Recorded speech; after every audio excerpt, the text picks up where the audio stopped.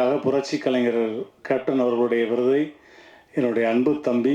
நீங்களும் விருதுகள் யாருக்கு கொடுத்துருக்கணும்? திரு ரஜினிகாந்த் அவர்களுக்கும் திரு அஜித்குமார் அவர்களுக்கும் கொடுத்துருந்தா போர்த்தொழில் டைரக்டர் கொடுக்குறீங்க, அயோத்தி டைரக்டர் கொடுக்குறீங்க. 2 பேரும் ஏழை பசங்க.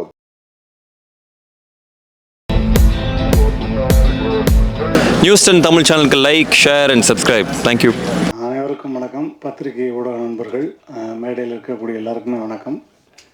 வீரத்தின் மகன் படம் பார்த்தோம். ரொம்ப 25 ஆண்டுகளாக தன்னுடைய சொந்த நாட்டுக்காக போராடும் ஒரு மக்களுடைய கதையை ரொம்ப ஆழமாக காண்பித்த இயக்குனருக்கு மனமார்ந்த நன்றி. ரெண்டாவது, இந்த திரைப்படம் நார்வே திரைப்பட விருது வழங்கும் விழாவில் திரையிடப்படுகிறது அப்படின்னு சொல்லும்போது ரொம்ப ரொம்ப மகிழ்ச்சி. ஏன்னா நாங்கள் எங்களை மாதிரி மேடை கலைஞர்கள் உலகம் ஃபுல்லாக சுற்றியிருக்கோம். அதுலேயும் குறிப்பாக நான் நார்வேயில் ஒஸ்லோபகல்னு நிறைய நிகழ்ச்சி பண்ணியிருக்கேன். தென்னிந்திய கலைஞர்களை அதிகமாக கௌரவித்து அன்பும் பாசத்தையும் காட்டக்கூடிய மக்கள் யாருன்னா அது இலங்கை தமிழர்கள் தான். அவங்கள மிஞ்சி வேறு யாருமே கிடையாது. அந்த வகையில் 15ஆம் ஆண்டு இந்த விழாவை நடத்துகிறாங்க. அதுலேயும் குறிப்பாக முதல் முறையாக புரட்சி கலைஞர் கேப்டன் அவர்களுடைய விருதை என்னுடைய அன்பு தம்பி கேபிஒய் பாலா அவர்கள் வாங்குகிறார். அப்படின்றப்ப மிகப்பெரிய மனம் நிறைந்த பாராட்டுக்கள், ஒரு பெரிய கைத்தட்டல் கொடுக்கலாம். ஏன்னா இந்த சின்ன வயசில் அவனுடைய பணி மிகப்பெரிய பணி, அதற்கான மிகப்பெரிய அங்கீகாரம் நார்வேயில் கிடைக்குது. அப்படின்றப்ப முதல்ல சந்தோஷப்படுறது நானாக இருப்பேன். ஏன்னா அந்தளவுக்கு என்னுடைய அன்பு தம்பியை பற்றி தெரியும். ஸோ இதே மாதிரி தென்னிந்திய கலைஞர்களை மிகவும் ஒவ்வொரு முறையும் நீங்கள் கௌரவிக்க வேண்டும் என்பது எங்களுடைய மனமார்ந்த ஆசை. அண்ணன் கௌரவனை சொன்ன மாதிரி அந்த விருதை நீங்கள் கண்டிப்பாக நம்ம தமிழகத்தில் நீங்கள் மிக பிரம்மாண்டமாக எடுத்து நடத்த வேண்டும். அதற்கு ஒட்டுமொத்த கலைஞர்களும் எங்களுடைய சப்போர்ட் எப்போவுமே இருக்கும் அப்படின்னு கேட்டுக்கிட்டு விடைபெறுகிறேன். நன்றி, வணக்கம், தேங்க்யூ. இங்கே வருகை தந்திருக்கக்கூடிய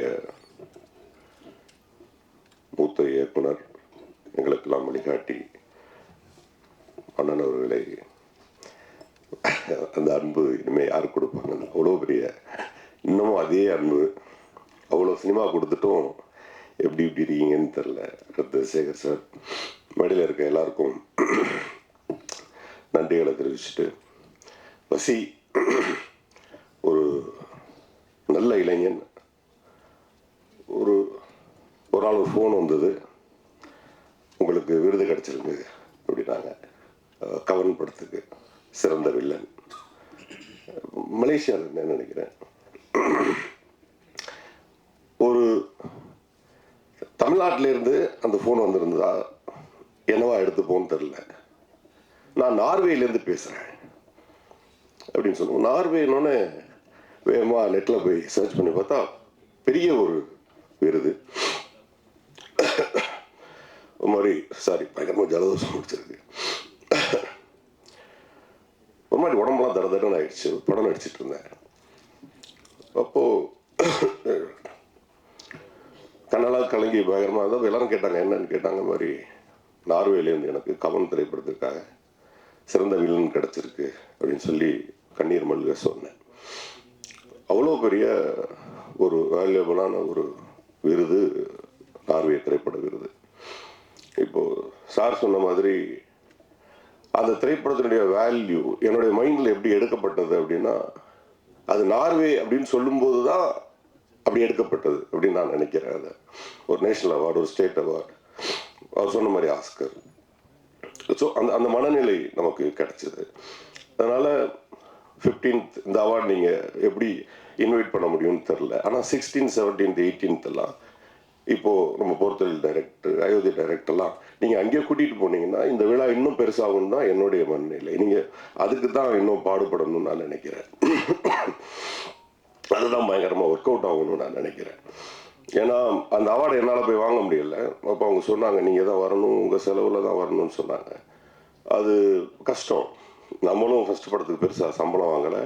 அந்த சம்பளம் குடும்ப செலவுக்கே பத்தாதுங்கிறது இங்கே இருக்க டைரக்டர்ஸ்க்கெல்லாம் தெரியும்.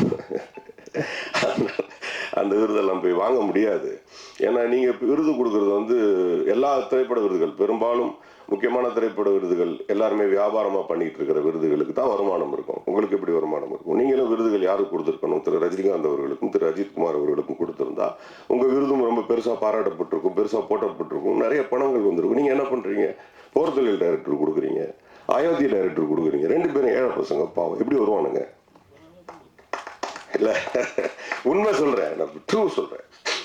ஸோ நல்லது வந்து ரொம்ப கஷ்டம் சார், பெருசாக வருது. ஆனால் வந்துச்சுன்னா அதை அழிக்கவே முடியாது. நீங்கள் வருவீங்க சார், நான் நம்புகிறேன்.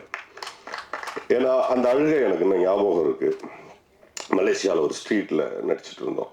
கவன் படத்துக்கு அப்புறம் எனக்கு படம் கிடைக்கல. ஆக்சுவலாக நான் கிட்டத்தட்ட ஆல்மோஸ்ட் ஒரு 6 months படமே இல்லாமல் வீட்டில் உட்காந்துருந்தேன். கவன் நல்லா ஓடிச்சு, பெரிய பேர் வந்துச்சு. அந்த 6 மாதம் திரைப்படங்கள் வராதுக்கான காரணம் எனக்கு இன்றைக்கி வரைக்கும் புரியல. அப்போது மலேசியாவில் கூப்பிட்டாங்க, ஒரு சின்ன சம்பளம் நடித்து நடு ரோட்டில் நிற்கும்போது நீங்கள் கொடுத்த விருது இருக்கு இல்லையா, அது இவ்வளோ தூரம் இழுத்துட்டு வந்திருக்கு. ரொம்ப பெருமையாக இருக்குது, சந்தோஷமாக இருக்குது. ஸோ இந்த விருதுக்கு ஒரு பெரிய வேல்யூ இருக்குது சார்.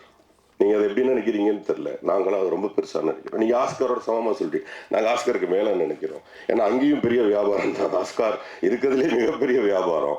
அந்த வியாபார தளத்துக்குள்ளே இல்லாமல் உண்மையாக இருக்கிற உங்கள் விருதுக்கு வந்து ஒரு பெரிய வேல்யூ இருக்கும் நான் நம்புகிறேன். ரெண்டாவதாக இந்த மேடை வந்து பர்டிகுலராக பிரசாத் ஸ்டுடியோ, அந்த மேடை வந்து சார் கிட்டத்தட்ட ஒரு இதுக்கு ஒரு பெரிய வரலாறு இருக்குது.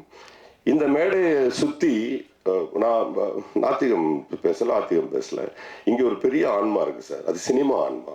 அந்த ஆன்மா கிட்ட அழுது நான் இன்னும் தோத்ததே கிடையாது சார். நீங்கள் அழுதது என்னன்னு கேட்டிங்கன்னா, நான் நல்லது செய்கிறேனே, எனக்கு ஏன் எதுவுமே கிடைக்கல, நீங்கள் அழுதிங்கல்ல, அது ஒன்று கிடைக்கும் சார், நான் நம்புகிறேன். ரொம்ப சீக்கிரமே நார்வே ஃபிலிம் ஃபெஸ்டிவலுங்கிறது ஒரு பெரிய இந்த உலகமே மதிக்கக்கூடிய, ஏன் உங்களுக்கே சில சூப்பர் ஸ்டார்கள் கூப்பிட்டு ஏன் எனக்கு ஒரு விருது தரக்கூடாது என்கிற காலம் ஒரு நாள் மிக விரைவில் வர்றதுக்கு என்னுடைய வாழ்த்துக்களை தெரிவித்துக் கொள்கிறேன். நன்றி. Hi, this is Minna. Like, share, subscribe, News 10 Tamil.